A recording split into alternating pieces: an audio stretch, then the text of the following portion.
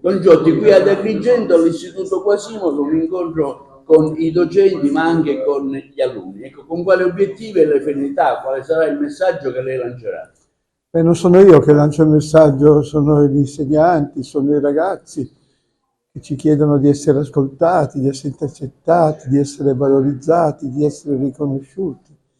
Quindi sono io che vengo a imparare a cogliere quali sono le fragilità, ma anche le positività che ci rappresentano.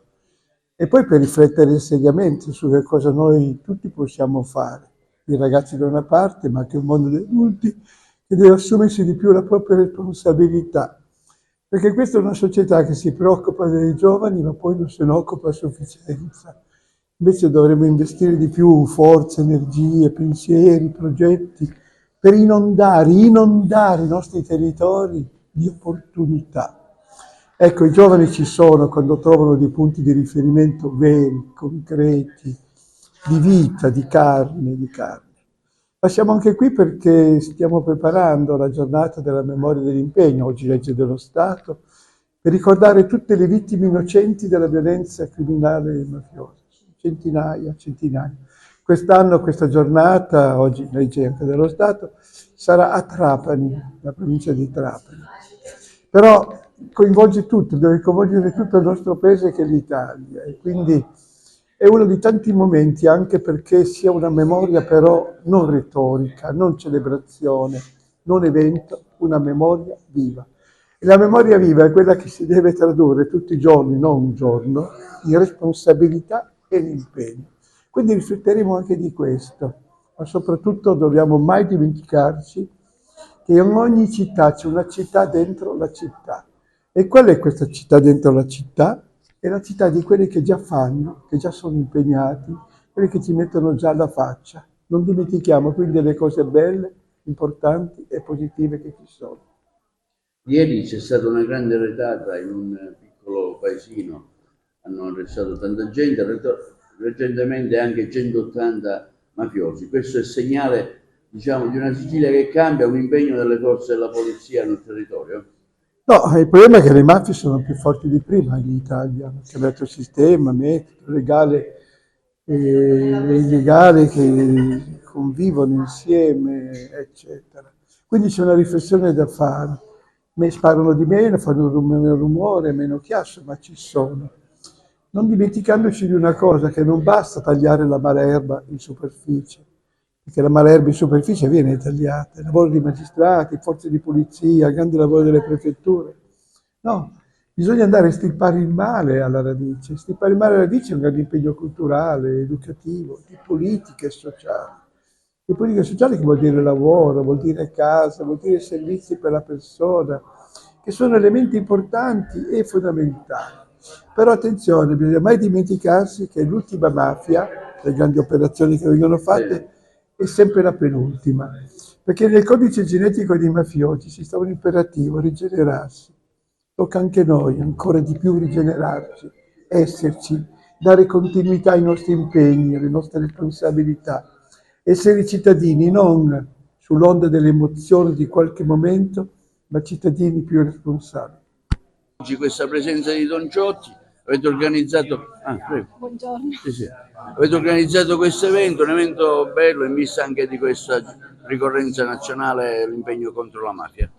Sì, io ho suggerito immediatamente quando mi è stato proposto, ecco, di partecipare e quindi coordinare questo evento, ho scelto e ho suggerito a Don Ciotti questo quartiere, il quartiere Villa Seta, piuttosto che far convergere gli studenti in prefettura, che è vero che è il luogo istituzionale per eccellenza, però questo territorio ha bisogno della nostra presenza.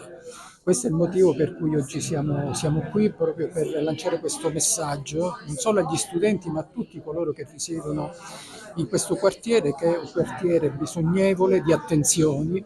Noi le attenzioni le vogliamo dare, ma soprattutto dobbiamo rappresentare alle giovani generazioni che si devono fidare delle istituzioni. Noi siamo al loro fianco, qualsiasi istanza la devono rivolgere agli apparati istituzionali e in maniera sinergica riusciremo ecco, a rivalutare questo territorio. Ci sono tante eccellenze, ci sono tanti ragazzi che hanno uno spirito di volontà e un'effervescenza tale che dico, vogliono anche modificare, vogliono il cambiamento.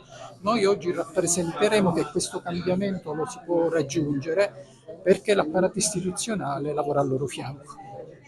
Un'occasione imperdibile, importantissima per le scuole, per i nostri studenti, la presenza di Don Luigi qui nel nostro territorio e della sua associazione, perché non è mai abbastanza parlare di mafia nei nostri territori, parlarne ai ragazzi, alle future generazioni, perché dalla consapevolezza della storia e del passato e delle vittime che hanno dato la loro vita per combattere la mafia, che si costruiscono i valori delle nuove generazioni.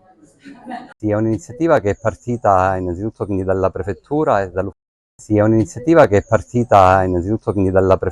e dall'ufficio scolastico provinciale, che hanno individuato il Quasimodo come sede di questo importante incontro. Con la legge 20 del 2017 è stata istituita nella nostra Repubblica la giornata della memoria, quindi dell'impegno in ricordo delle vittime innocenti della mafia.